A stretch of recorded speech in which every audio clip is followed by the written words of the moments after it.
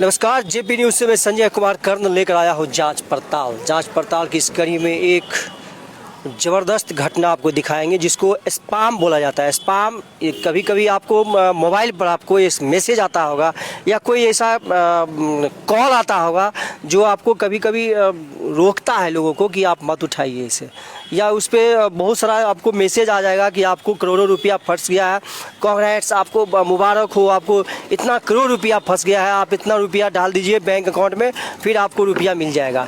और इस प्रकार का स्पैम जब होता है, इस प्रकार का धोखाधड़ी जब होता है तो लोगों पर क्या बीतता है, उसी कड़ी को आगे बढ़ाते हुए आप देखिए एक युवक है साथ में और उसके हाथ में देखिए ये डॉक्यूमेंट्स जीएसटी का डॉक्यूमेंट्स है और 2025 का है और गाजीपुर थाना करंडा यूपी का ये घटना है। वहाँ से इसको एक नोटिस आता है भारतीय न्याय संहिता के अनुसार और इसका जो है दिनांक 12/7/2025 8:20 पर इसको जो है सो इसके नाम पर एफआईआर दर्ज होता है 0135 एफआईआर और धारा 173B NSS के तहत प्रथम सूचना रिपोर्ट जिसको फर्स्ट इंफॉर्मेशन रिपोर्ट बोलते हैं और यह सेक्शन 173B NSS के तहत। देखिए इस युवक का कोई अपराध नहीं है लेकिन इसको अपराधी घोषित किया गया है और इसके ऊपर जुर्माना लगाया गया है। किस प्रकार का घटना है हम इनके मुंह से सुनते हैं, डॉक्यूमेंट्स इनके हाथ में है। देखिए सबसे पहले इसका परिचय कराते हैं, घटना किस प्रकार से घटता है। क्या नाम है आपका? अमित कुमार। कहाँ घर है आपका? घर अरौली, जिला खगड़िया, बिहार। पिताजी का नाम? उमेश प्रसाद सिंह। कितना उम्र है आप? मेरा उम्र 25 साल 6 मंथ। 25 साल है। क्या करते हैं आप? अभी हम पढ़ाई कर रहे हैं, डी फार्मा का कोर्स कर रहे हैं पटना से। कितना दिन से कर रहे हैं कोर्स? अभी तो लगभग 2.5 साल हो चुका है कोर्स, अभी भी खत्म नहीं हुआ है कोर्स। खत्म नहीं हुआ है? पटना में रह के करते हैं, यहाँ रह के करते नहीं, पटना में भी रह के करते हैं। कभी पापा को जरूरत हो जाता है खेती पड़ती मुश्किल की मदद के लिए हम लोग गाँव में भी आते हैं मदद करने के लिए पापा लोग को। D pharma? हाँ, डी फार्मा। ये डी फार्मा का ये स्टूडेंट है, कोई नादान स्टूडेंट नहीं है, ये पढ़े लिखे हैं, बहुत ही निश्चित रूप से ग्रेजुएट हैं आप।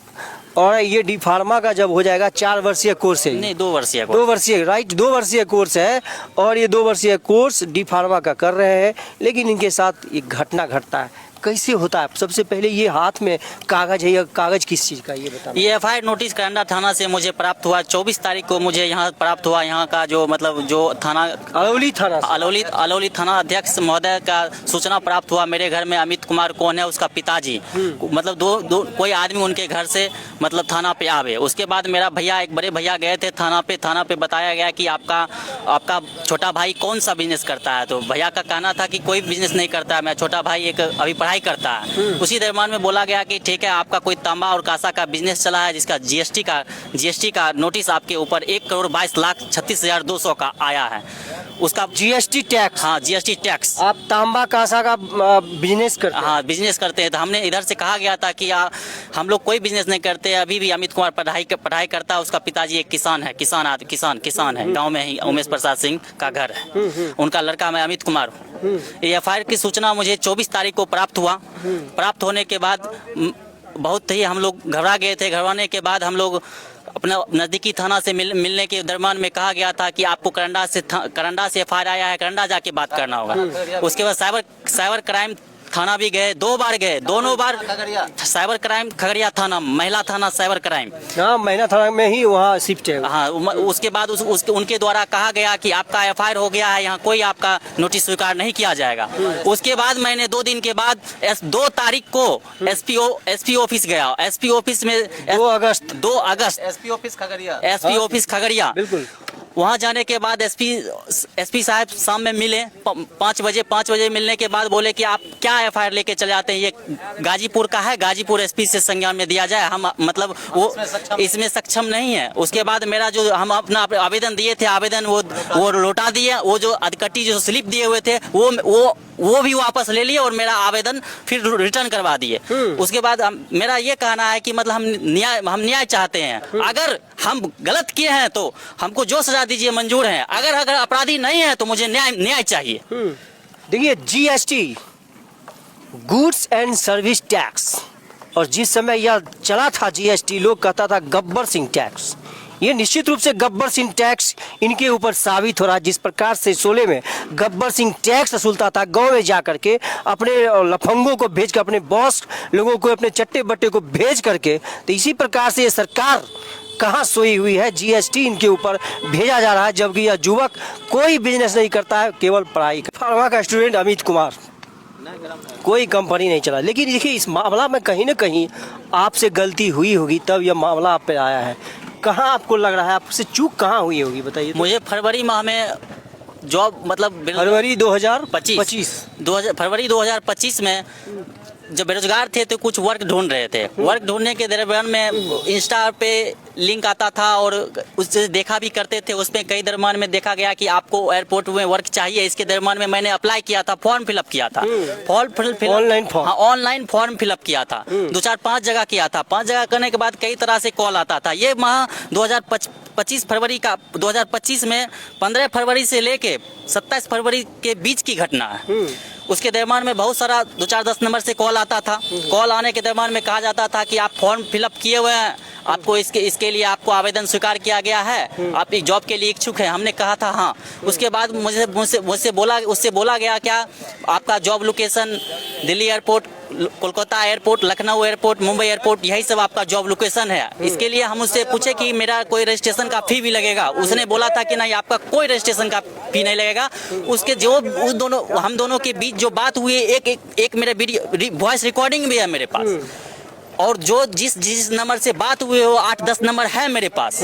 वही 8-10 नंबर में कोई एक मुझसे जालसाजी कर करके जीएसटी बना करके कोई बिजनेस किया और मेरे जीएसटी मेरे नाम पर एफआईआर करंडा थाना में लल्लू सोनकार करंडा थाना में सूचक जो एफआईआर दर्ज करवा करके मुझे मानसिक रूप से प्रताड़ित कर और शारीरिक और मानसिक रूप से प्रताड़ित करने के किया जा रहा है। जो कि आज तक न कभी बिजनेस के बारे में जाने हैं, ना जीएसटी कभी अप्लाई किए हैं, ना और भी कुछ किए हैं। बिजनेस के बारे में मुझे कोई नॉलेज नहीं है। मुझे एक जालसाज की तरह फंसाया जा रहा है। इसके लिए मुझे न्याय चाहिए। देखिए ये युवक न्याय की गुहार लगा रही है। सरकार का ध्यान इस पे आना चाहिए। कोई देखिए फ्रॉडिंग जब होता है तो साइबर थाना किस लिए है? मैसेज आता है कि आपको कोई फ्रॉड होता है, कोई स्पैम है, तो इस पे कॉल करें। देखिए ये सारी बातें हैं, साइबर थाना है, साइबर थाना नहीं सुन रही है। खगड़िया एसपी नहीं सुन रहे हैं कि मेरे संज्ञान में, मेरे कार्य क्षेत्र में नहीं है। आप जहां आया है, जहां से ये केस हुआ है, करंडा थाना जाए, वहां आप जाइए। तो ये कौन सुनेगा? इसकी सुधी कौन लेगी? ये कि स्टूडेंट है, अपना पढ़ाई लिखाई छोड़ करके आखिर इनको जाना कहाँ है? किस प्रकार से ये इसका टेकल कैसे करी इस केस को? क्या कहना चाह रहे थे आप, बताइए। ये कहना ये था कि मेरा मतलब इसके कोई भी मेरा पत्र स्वीकार नहीं किए। उसके बाद मैंने स्पीड पोस्ट के द्वारा रजिस्टर करवा के हर जगह हम अपना एप्लीकेशन भिजवाए हैं। भिजवाने के दरमियान में मुझे अभी तक 1 मंथ हो गया, अभी तक कोई सूचना नहीं मिला है। मुझे वो करंडा थाना से बातचीत के दरमियान में मुझे पता चला है कि आपका अनुसंधान जारी है, अनुसंधान में है। बस इतना ही कहा गया है, इतना ही सूचना है। और इसके लिए मुझे फ्रस्ट्रेट हो चुके हैं हम। एक महीना हो गया है। हाँ, एक महीना हो चुका है मेरा एफआईआर दर्ज किया हुआ। इस केस को रफा दफा किया जाए। अगर आरोपित हैं तो मुझे सजा मिले, अगर निर्दोष है तो मुझे निर्दोष साबित किया जाए। इसी निर्दोष जब तक साबित नहीं हो जाते हैं तब तक आप फ्रस्ट्रेट हैं। तब तक हम इसके संज्ञान में यह है कि मानसिक रूप से प्रेशर में मेरे माता पिताजी को कभी भी इस स्थिति में अकस्मात आ सकता है। मेरे माता पिता भी बहुत चिंतित में है। देखिए ये सारी घटनाएं हैं, ये डॉक्यूमेंट्स है जो इनके हाथ में है। आप इस डॉक्यूमेंट्स को आप देख सकते हैं कि थाना का ये डॉक्यूमेंट्स दिखा रहे हैं। लल्लू सोनकार, ये आवेदन जो हम बनाए हैं, ये आवेदन दिया गया है। और जीएसटी कब कहाँ है? जीएसटी ऑफिस पोस्ट पर है। ये जीएसटी ऑफिस इतना का रकम घोषित किया गया है। मेरे कौन पोस्ट पर?